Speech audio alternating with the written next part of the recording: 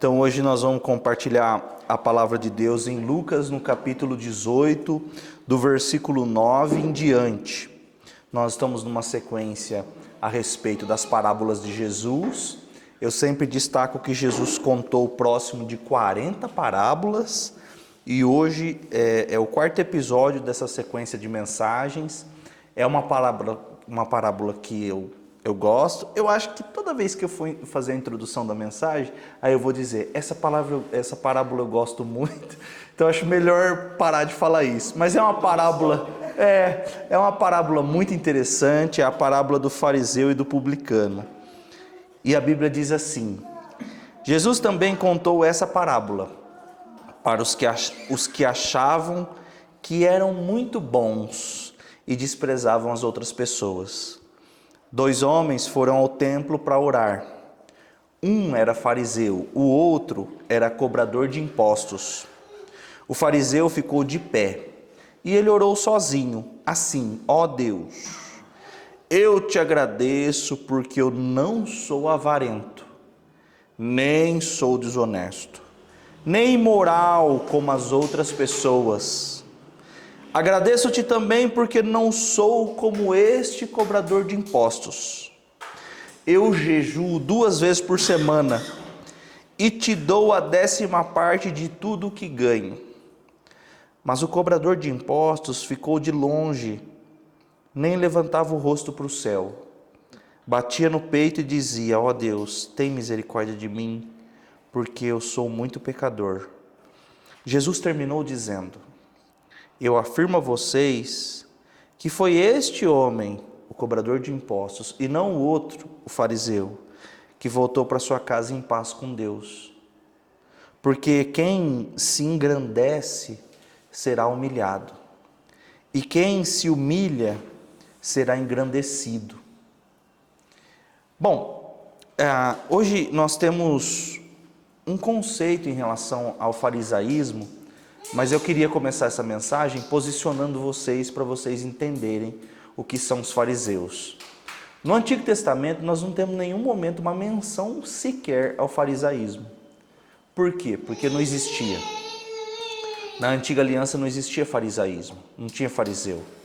Quando Israel foi levado como escravo para a Babilônia, até então a religião judaica se firmava, era centralizada, era focada no sacrifício feito no templo.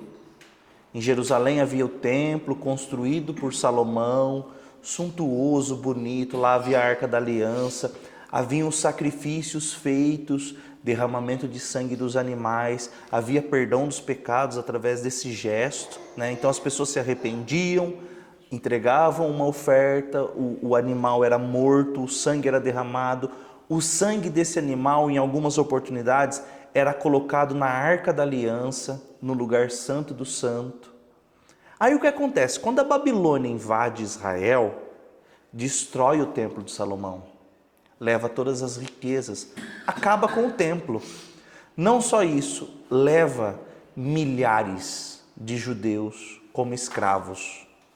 A Babilônia ficava aproximadamente 1000 quilômetros de Israel. Então eles vão caminhando a pé, 1000 quilômetros, para uma outra língua, para uma outra nação, para uma outra cultura, para um outro tudo. Lá eles começam a ser influenciados pela cultura. Aqui nós temos pessoas, irmãos que já visitaram outros países, já estiveram em outros países. E uma coisa que eu costumo perguntar para quem viaja sempre é da alimentação. E aí, o que você achou da alimentação do local onde você foi? Né? O Ju, recentemente, eu já até perguntei para ele, falei, comeu bastante feijão? Ele falou, rapaz, é muito difícil ver feijão lá na Espanha. Então, se você tiver a oportunidade de ir para São Paulo, alguns de vocês costumam frequentar, lá no Brás tem diversas nacionalidades, né? E é possível que você encontre pessoas comendo alimentos que a hora que a gente olha assim causa até uma repulsa, né? Você fala, meu Deus, eu não iria comer, jamais eu iria comer um alimento desse. Na frente da igreja tem uma mulher que faz salgado. Inclusive é uma delícia o salgado que ela faz. Ela é da congregação. E aí agora eu fui buscar a câmera lá, e aí quando eu cheguei tava um cheiro, Luana, de fritura, sabe? Eu acho que era tipo coxinha, enroladinha, era cheiro disso. Até pelo cheiro eu já consigo saber, sabe? Aí gordinho pelo olfato você já identifica, Helder. E aí o que acontece? Sinceramente, para nós brasileiros faz parte da nossa dieta, da nossa cultura, né? Um salgado frito na hora, né, João? Não é uma delícia com uma coca? Aí, mas sinceramente, se a gente for em outras culturas, em outros lugares do mundo e tiver uma barraquinha fritando coxinha, Carol, provavelmente as outras pessoas vão olhar para nós igual a gente olha para os venezuelanos, para os bolivianos. Outro dia eu vi uma reportagem, tia, do Vietnã. A mulher era uma repórter e ela fazendo a reportagem lá. E aí uma das coisas que ela estava apresentando era a culinária do Vietnã. E lá, nessa culinária, tinha no café da manhã dos vietnamitas, tinha um ovo de pata, né? Ovo de pata. Esse ovo estava muito próximo do patinho nascer, Tairine. E aí eles cozinham aquele ovo, eles quebram só a parte de cima assim, sabe? Então fica ali dentro, tá o patinho, né? O feto do patinho quase pronto para nascer, já formado. Aí eles jogam, tá cozido, eles jogam uma pimenta e manda para baixo no café da manhã. Então eu tô contando isso para vocês e aí já causa uma repulsa assim, né? Dá até um arrepio, né? Provavelmente eles vendo a gente comer uma coxinha vai causar a mesma sensação. Um indiano que cultua as vacas, se ele vê o nosso churrasco, para eles seria a morte. Nós seríamos condenados por eles. Por que eu estou contando isso? Para a gente conseguir contextualizar Israel chegando na Babilônia. É a mesma coisa da gente chegando no Vietnã e vendo a galera comendo aquele tipo de alimento, distante da nossa terra, distante da nossa religião, distante de tudo. Quando eles chegam ali, eles começam a ser influenciados pela rotina do pessoal dali. E qual que é essa rotina? O culto para deuses era feito em alguns salões que eles passam a chamar de sinagoga. Sinagogas são muito parecidas com o que a gente chama de igreja hoje. As reuniões das sinagogas é o precursor do que a gente faz na igreja. O povo de Israel, quando começa a se reunir em sinagogas, Aleph, eles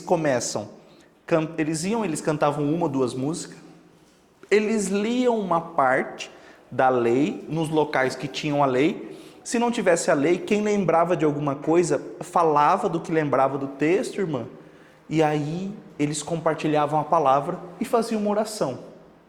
Era isso que acontecia na sinagoga.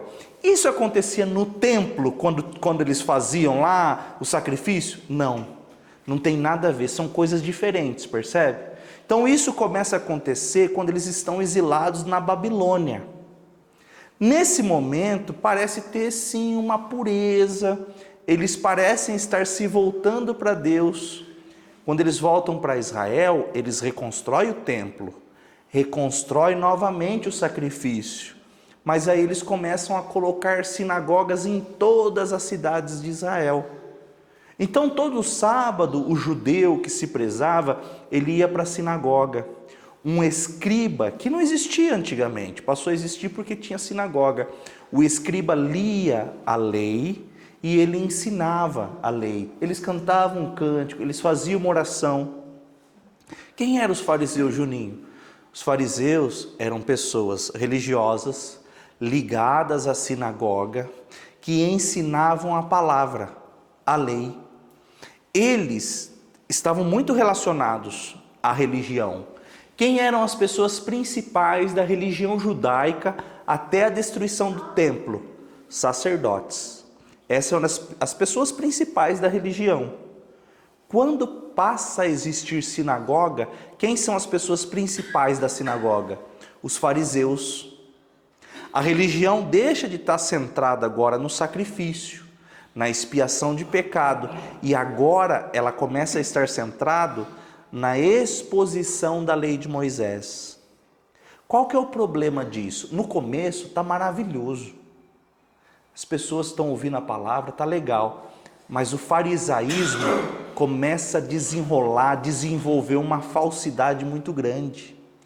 Eles pareciam seguir a lei, eles eram muito rigorosos. Inclusive, eles costumavam incrementar, elder, mais lei, mais peso em algo que já era impossível de fazer. De que forma? O sábado ninguém podia trabalhar. E aí, algum dia, eles sentados numa mesa, decidiram que não era só trabalho, não podia andar mais do que 1 quilômetro. Aonde estava escrito? Não estava escrito, eles decidiram.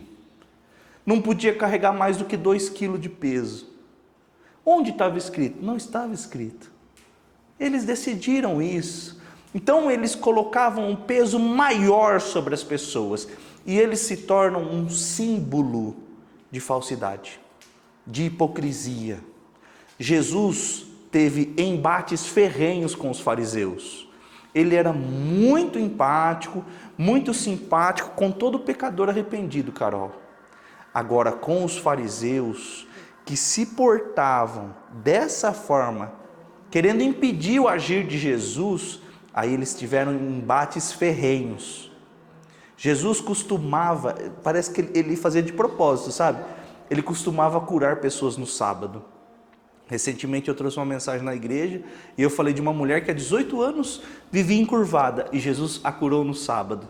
E aí o chefe da sinagoga, porque a religião tinha chefe na época de Jesus, o chefe se levanta e diz: vocês que estão enfermos, venham em qualquer dia da semana, durante 6 dias vocês têm a oportunidade de vir para ser curado, no sábado não. E você não cure as pessoas no sábado. Não podia curar no sábado. O cego de nascença, 38 anos cego, e aí Jesus vai, gospe no chão, faz uma massa. Jesus não podia, ele fez uma massinha, não podia. Uma das regras dos fariseus era que não podia fazer massa. Ele fez a massa e aí ficou um questionamento. Você foi curado no sábado? Quem te curou no sábado? Você realmente era cego de nascença? Lembra da história que os discípulos perguntaram: quem pecou, ele ou os pais? Eu falei: nem ele nem os pais, essa doença é para manifestar a glória de Deus. Fica um questionamento. Então Jesus combate de forma ferrenha os fariseus. Eu vou ler rapidamente Mateus capítulo 23, é um capítulo longo, e eu vou ler uma parte dele só para mostrar como eram os fariseus nos dias de Jesus.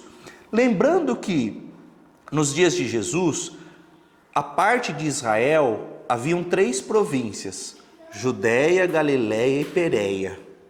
Nós temos Pôncio Pilatos, Herodes, Filipe na Cesareia. Nós temos essas pessoas romanas governando essas províncias que habitavam os judeus, os israelitas.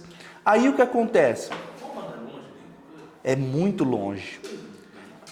O Império Romano se difundiu em quilômetros de distância.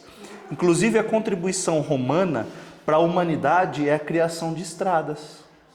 Foram eles que desenvolveram estradas. Não, é o mundo conhecido da época, Roma conseguiu conquistar. Foi o maior império da época, foi Roma. E aí o que acontece? Os romanos subjugavam os judeus. Os judeus tinham que pagar impostos para os romanos. Então os judeus odiavam os romanos. A religião não tinha nada a ver com Deus mais, Júnior. Nada a ver. Antes de Jesus nascer, tinha um representante de Roma que achava uma moça muito bonita e se casou com a moça. E como recompensa, tornou o pai da moça sacerdote, porque a filha dele era bonita. Era assim que eram escolhidos sacerdotes na antiga aliança? Não tem nada a ver com isso. Então perceba que está tudo cheio de corrupção, cheio de jeitinho, de malícia. A religião não tinha nada a ver com política e não deve ter nada a ver. Não estou dizendo que um cristão não pode ser político, mas existem coisas, sabe, que o cristão tem que ter muita cautela. A igreja, os líderes, têm que ter muita cautela para lidar com questões políticas. Por quê?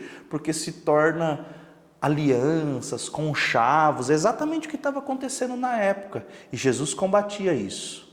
É interessante que teve um centurião. Centurião é uma posição importante do governo romano. Ele era chefe de 100 soldados. E ele construiu uma sinagoga em Cafarnaum. Ele tinha um servo que era muito querido dele que estava doente.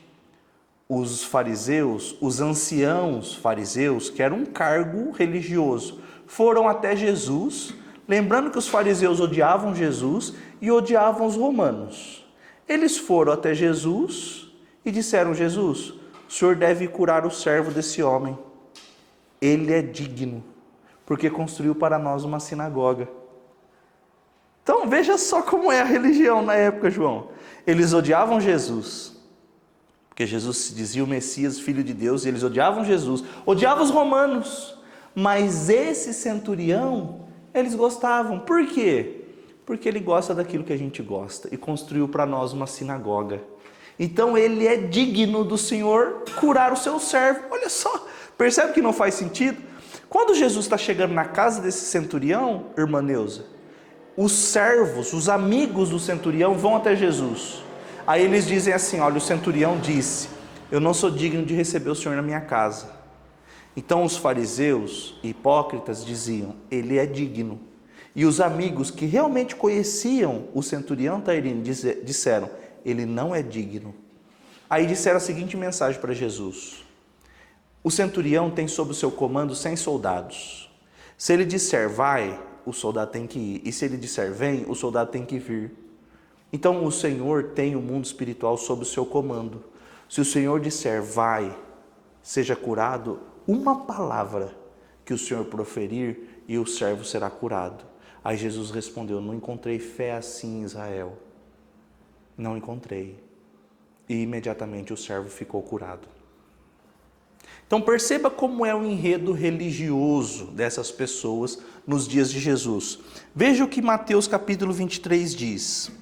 Jesus está falando a respeito dos fariseus. Então Jesus falou à multidão e aos seus discípulos. Ele disse: os fariseus têm autoridade para explicar a lei de Moisés. Ele dá legalidade, ele diz, eles têm autoridade. Por isso vocês devem obedecer e seguir tudo o que eles falarem. Tudo que os fariseus falarem, vocês devem seguir. Porém, não imitem as ações deles, pois eles não fazem o que ensinam.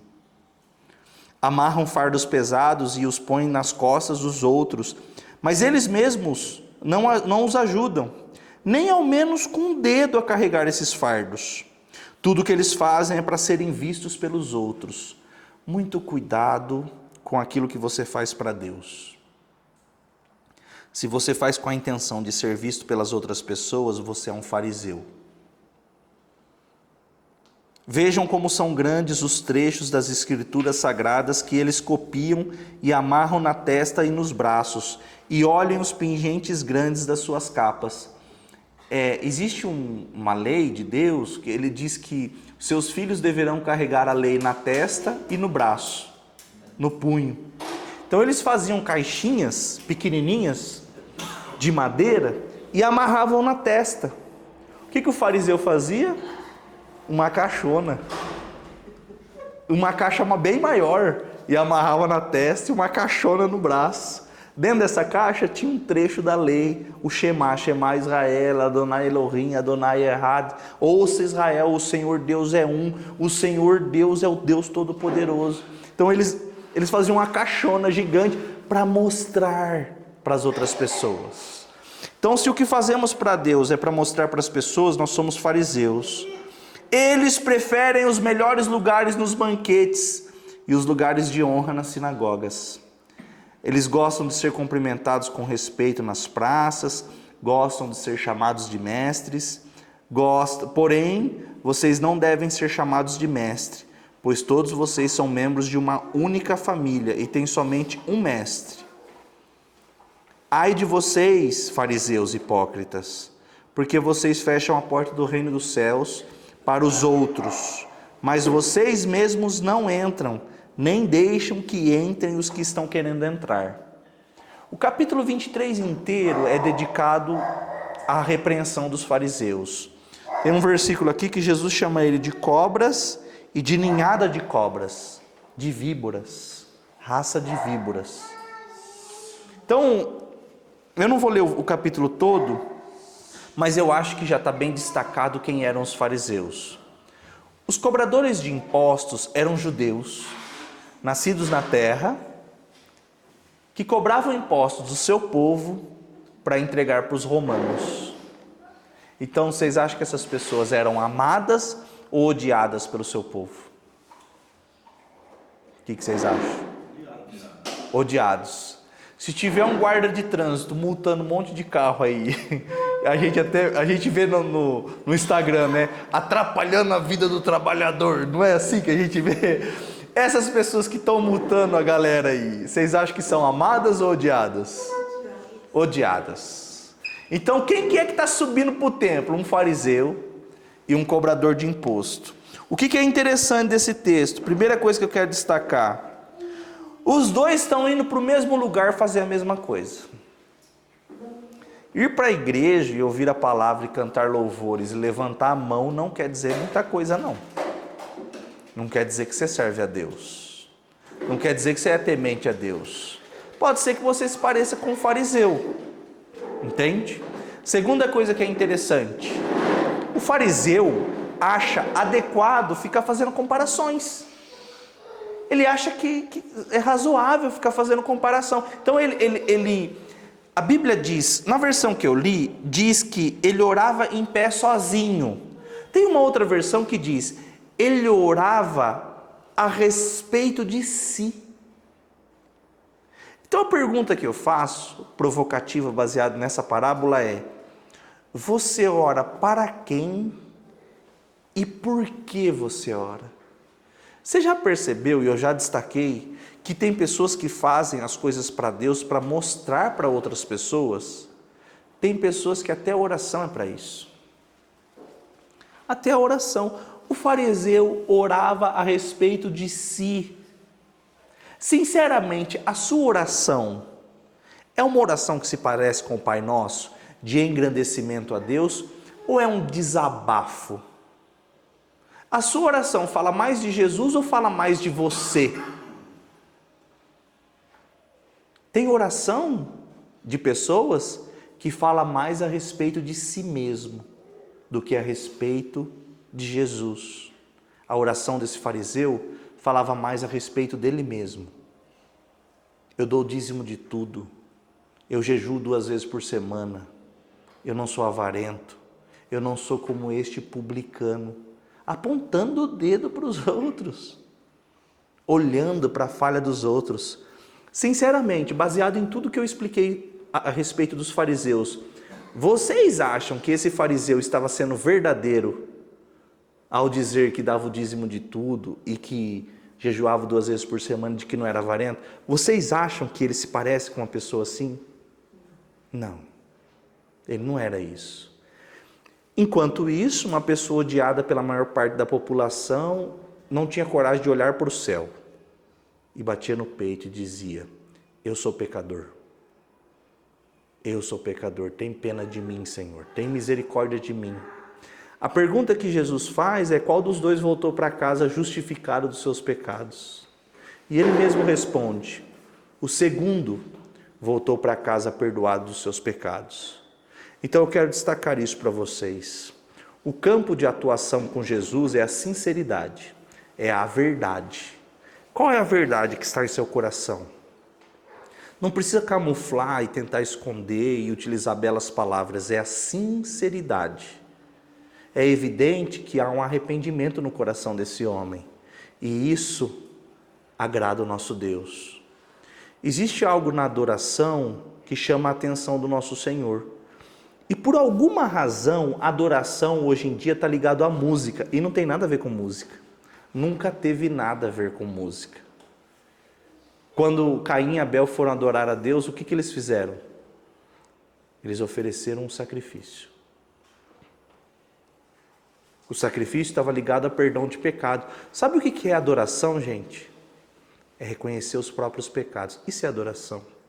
Uma vez uma pessoa me perguntou, qual ação, qual atitude, o que fazer para chamar a atenção de Jesus?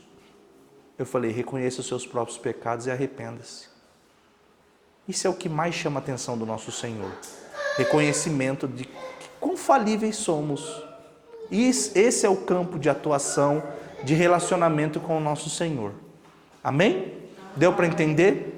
Para a gente encerrar, a pergunta que eu faço é, você se parece com um fariseu ou você se parece com um cobrador de impostos?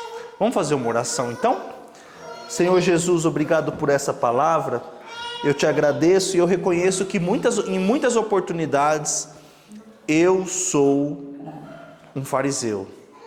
Eu faço julgamento de outras pessoas. Senhor, eu julgo as ações das outras pessoas, o sacrifício das outras pessoas, a oferta das outras pessoas.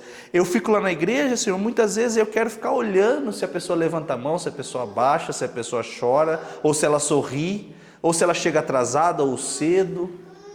Senhor, nessa parábola a gente aprende que devemos olhar para nós, para o nosso interior. Senhor, devemos reconhecer como limitados somos, falíveis, cheio de pecados somos, Senhor, e eu quero reconhecer que eu sou um homem pecador, cheio de falhas e que eu preciso da sua ajuda. Tem misericórdia de mim, Jesus. Tem misericórdia da minha família. Eu preciso muito de Ti. Sem Ti eu não sou ninguém, eu não sou nada, Pai. Em nome de Jesus Cristo. Amém. Amém, meus irmãos?